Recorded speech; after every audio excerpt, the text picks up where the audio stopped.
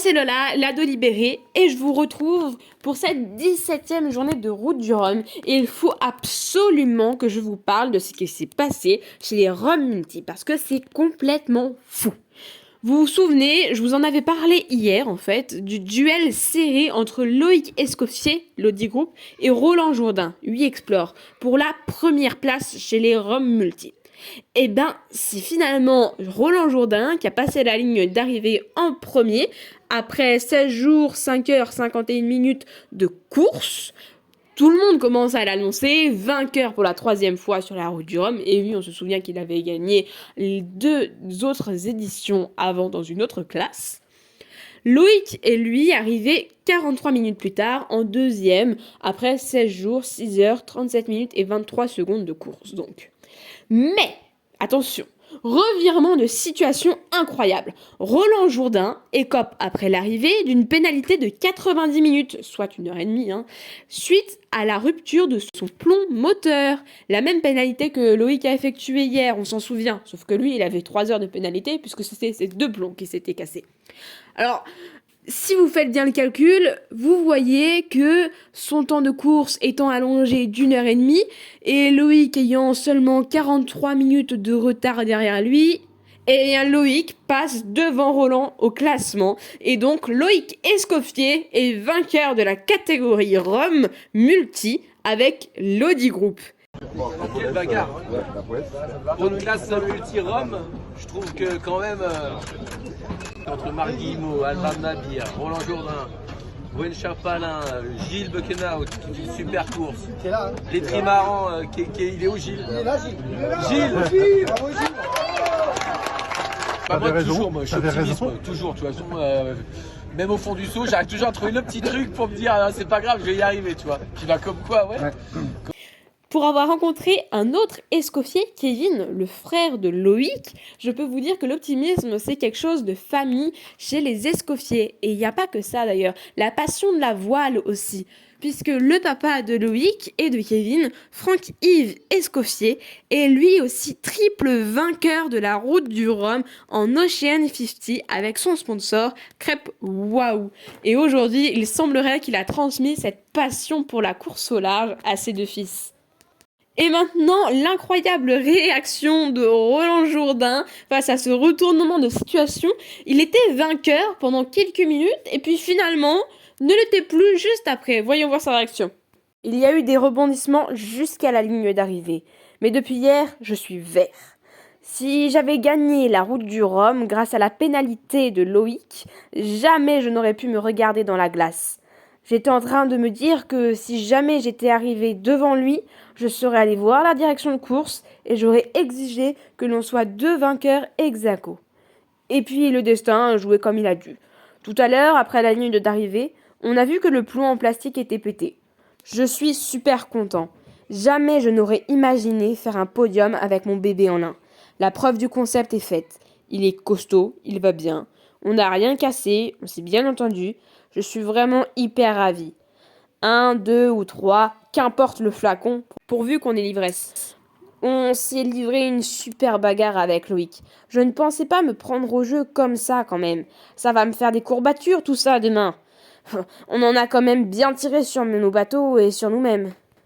En IMOCA, c'est le chinois Jing Gongsu qui a franchi la ligne d'arrivée en 29e après 16 jours, 8h34 minutes de course. Il devient donc le premier marin chinois et handicapé à terminer la course et à se qualifier pour le Vendée Globe. Je dis handicapé parce que vous remarquerez qu'il n'a plus une partie de son bras gauche car il l'a perdu dans un accident de feu d'artifice à l'âge de 12 ans seulement. Nous terminons notre route du Rhum du premier coup. Nous avons dit que nous le ferons et nous l'avons fait. Je savais que je devais prendre soin du bateau. Nous n'avons rien endommagé. Nous gardons le bateau en bon état pour l'avenir, pour le Vendée Globe. C'est un grand moment pour moi. Le plus difficile pour moi, c'est que sur un IMOCA, tout est très lourd. J'ai utilisé toutes les voiles et je les ai changées. Et c'est très difficile car je n'ai qu'une seule main. Mais cela en vaut la peine. Le Vendée Globe, c'est mon rêve. Et la route du Rhum, c'est un bon entraînement pour le Vendée Globe. Manuel Cousin a lui aussi franchi la ligne d'arrivée après 16 jours, 13 heures, 8 minutes et 5 secondes de course. Il arrive donc 30e. C'est ensuite François Guiffan Calton qui est arrivé 31e en 16 jours, 19 heures, 6 minutes 40 secondes de course en IMOCA. Vous avez remarqué que je n'ai pas parlé de la 28e arrivée IMOCA? C'est bien. Vous avez suivi. C'est Samantha Davis, l'anglaise, est elle aussi arrivée après 16 jours, 6 heures, 35 minutes et 17 secondes d'une laborieuse traversée. Elle est 28e, elle a le sourire, bien qu'un peu frustrée de cette position. J'ai réussi à finir, ce qui est bien par rapport à la dernière fois où j'avais dû abandonner. Mais je ne termine pas là où je voulais être. Avec un bateau neuf, c'est compliqué. Il m'a manqué de l'entraînement. Mais c'est génial, le bateau est incroyable, j'ai adoré. J'ai senti le potentiel, la puissance du bateau. L'objectif est dépassé avec 21 enfants sauvés aujourd'hui. Chez les classes 40, c'est Martin Lepape, skipper de Fondation Stergard, qui est arrivé 9e après 16 jours, 4 heures, 30 minutes et 4 secondes de traversée. Félicitations Martin. Et derrière lui, c'est Axel Tréhin qui a franchi la ligne d'arrivée avec 16 jours, 9 heures, 1 minute et 16 secondes de course. Une course bien particulière puisqu'Axel arrive avec un mât qui n'est pas le sien. No panique, je m'explique. En fait, il y a quelques jours, Axel Tréhin avait rencontré des problèmes de mât aux Açores, alors qu'il songeait sérieusement à abandonner. Mathieu Perrault, skipper du classe 40 Inter Invest, qui lui avait abandonné suite à la collision avec un OFNI, est apparu en sauveur. Il a gentiment prêté son mât à Axel pour qu'il finisse sa route du Rhum. Alors, Axel a redoublé d'efforts et aujourd'hui, son classe 40 Project Rescue Ocean termine 10e grâce à ce beau geste. En fait, quand il y en a un qui est en galère, s'il y en a un autre qui peut l'aider, il le fait et la question elle se pose pas. Et voilà, ce qui s'est passé aux Açores, c'était génial, c'était hyper beau. Enfin, moi, ça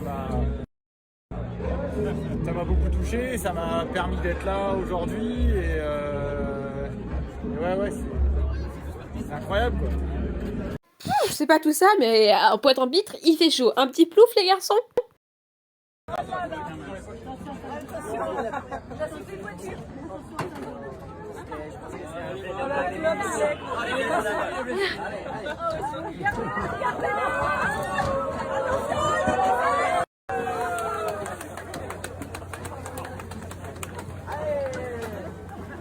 putain, on va pouvoir se laver quoi.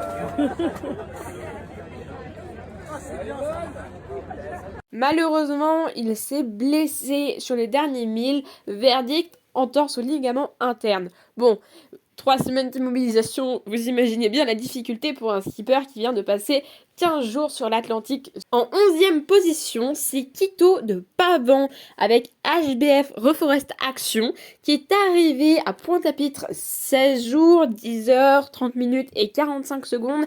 Tel est le temps qu'il lui aura fallu pour traverser de l'Atlantique. Ouais, ça a été dur tout le temps. Puis il y a plein de difficultés. Alors, moi, c'est pas au vieux singe qu'on apprend à faire des grimaces, mais là, j'ai trouvé qu'il y en avait beaucoup tout le temps. Et puis là, le tour de la Guadeloupe, c'est quand même un petit cadeau quand même. Hein. Là, j'avoue que là, on s'est bien donné avec Axel. C'était sympa. Le classe 40 Eden Red d'Emmanuel Leroche est arrivé 12e après 16 jours, 13 heures, 20 minutes et 25 secondes de course. Regardez comme il est content. Pardonnez-moi si j'écorche son nom, c'est Yann Lipski qui est arrivé 13e avec Crédit Mutuel. En 16 jours, 14 heures, 8 minutes et 46 secondes de traversée. L'Américain Alexander Meran est arrivé 14e avec Paul Cadot, son classe 40, après 16 jours, 14 heures, 56 minutes et 15 secondes de course. 2 sponsors pour un classe 40, un côté Café Joyeux, de l'autre Apivore. C'est le classe 40 de Nicolas Destay qui est arrivé 15e à Pointe-à-Pitre après 16 jours, 21 heures et 7 minutes de course. Voici ses premiers mots. Mais non mais c'est trop bien, c'est trop cool, mais je réalise pas trop encore en fait. Là je suis un peu sur le coup de l'arrivée. Mais c'est un truc de fou, hein. Franchement, partir de métropole, d'arriver en Guadeloupe. Sans escale. sans escale, à la seule force des vagues et du vent. Enfin, c'est vraiment un truc de fou, quoi. Et en solitaire, c'est un long voyage à l'intérieur. Enfin, ça fait 17 jours, je crois. 17 jours tout seul. Un peu moins. Ça pèse. Enfin, c'est long, quoi. C'est une vraie épreuve. Donc là, je suis un peu cabossé, cassé de partout. J'ai un coup en vrac, j'ai Aïe, une aïe, entorse aïe. à la cheville, j'ai des plaies partout qui se sont infectées aux mains. Enfin, c'est juste. C'est dégueu. Enfin, ouais. Il faut juste que je prenne une douche et que, On s'occupe de toi. et que je m'occupe de moi. Ouais. Ah, il y a un Et petit voilà, bateau qui on est sort en du port. Guadeloupe. Et ça, c'est énorme. Le souriant William Matelin-Moreau est arrivé avec son classe 40 d'écupe. Il est arrivé 16e de cette 16e journée de route du Rhum avec un temps de 16 jours, 23 heures, 23 minutes et 8 secondes. D'être arrivé, d'être allé au bout de cette course qui a été quand même difficile. On pensait pas que ça allait être aussi tonique et aussi rythmé pendant toute la course. Franchement, j'ai rarement eu une course aussi intense de A à Z. C'est sûr qu'il y avait un niveau général qui était énorme. Donc pour tenir le rythme, il fallait aussi être dedans tout le temps. Jean-Pierre dit que notre Méditerranée ville de Nice remporte la route du Rhum dans la catégorie Rhum Mono. Après 16 jours, 13 heures, 57 minutes et 51 secondes de course. Il était en tête de flotte, il creusait chaque jour un peu plus l'écart avec ses concurrents. On se souvient notamment qu'il avait sauvé Brieuc-Maisonneuve, SMA Île-de-France 60 000 rebonds, qui avait chaviré peu avant les Açores. Génial, l'objectif est atteint et puis bon, vraiment de belle manière, et c'est ça qui me fait plaisir. À la fois en tête quasiment toute la course. Après un beau départ, il y a eu des moments difficiles forcément, avec lui énormément de près, 8 jours de près. J'avais vécu ça avec ce bateau, ça tapait de partout, plusieurs fronts, dont certains à plus de 40 nœuds de vent, très impressionnant. Et puis arrivé un peu cet incident de course assez incroyable, que j'ai dû sauver un navigateur qui s'est renversé avec son multi. Bon, ça a été un moment un peu douloureux, surtout pour lui, je dirais. Moi, j'ai fait au mieux, mais pour lui, c'est vraiment dur de quitter son bateau. Le regard quand il a quitté son bateau, c'est l'horreur. Mais bon, j'espère que je vais essayer de prendre des nouvelles de Brieuc. On a passé 3 jours ensemble et puis je l'ai ramené aux Açores, à Punta Delgada. Ça a été un moment aussi de se séparer, mais voilà, pour reprendre la course et enfin les alizés, enfin l'anticyclone, pour de la glisse et accentuer l'avance encore. Et puis faire une bonne terminer avec les Rhum multi, terminer avec le paquet de tête des classes 40 qui vont vraiment extrêmement vite, sont des bateaux de course extrêmement rapides. Pour finir notre top 3 chez les Rhum Multi, l'arrivée de Marc Guillemot Métarome en 16 jours, 17 heures, 51 minutes et 6 secondes. Derrière lui, avec son Rhum Multi GDD, en 16 jours, 20 heures et 26 secondes, c'est Alvord Mabir qui achève sa route du Rhum. Et maintenant, un rapide point classement. Chez les ultimes, tous sont déjà arrivés, avec en tête Charles Caudrelier, le grand vainqueur de cette 12e route du Rhum. Le second, c'est François Gabard, avec SVR Les Artigues. Et le troisième, c'est Thomas Coville sur Sodebo. Je rappelle que Charles Caudrelier est nominé pour être marin de l'année 2022. Les Ocean 50 sont eux aussi tous arrivés avec en tête Erwan Leroux avec Coesio. Le deuxième, c'est Quentin Vlaminck avec Arkema. Et le troisième, Sébastien Roch, Primonial. Chez les IMOCA, 31 sont déjà arrivés, donc la plus grande majorité de la flotte. En tête, c'est Thomas Ruyant avec Linked Out, lui aussi est nominé pour être marin de l'année 2022. Le second, c'est Charlie Dalin avec Apivia. Et le troisième, c'est Jérémy Bibou avec son tout nouveau Charal. Chez les classes 40, nous connaissons notre top 3 avec Johan Richoum, Paprec Arkia en tête. Le second, c'est Ambrogio Beccaria et son classe 40 à la Grimpe Pirelli. Et le troisième, c'est Corentin Douquet avec Keguinière Innoveo. Chez les Rhum Multi, nous avons vu que c'était la folie à l'arrivée, avec d'abord Roland Jourdain qui était premier, mais finalement, suite à la pénalité, c'est Loïc Escoffier, l'Audi Group, qui est le vainqueur de cette 12e édition de Route du Rhum. Roland Jourdain est donc le deuxième avec 8 Explore, et le troisième, c'est Marc Guillemot Métarome. Un seul rhum mono a pour l'instant franchi la ligne d'arrivée, c'est Jean-Pierre Dick, notre Méditerranée ville de Nice. Il sera bientôt rejoint par Catherine Chabot. Et voilà pour cette 17e journée de Route du Rhum. J'espère que la vidéo vous a plu. Si c'est le cas, n'hésitez pas à liker, à commenter, à partager et à vous abonner. En tout cas, moi je vous dis à demain pour une nouvelle vidéo. Bye bye!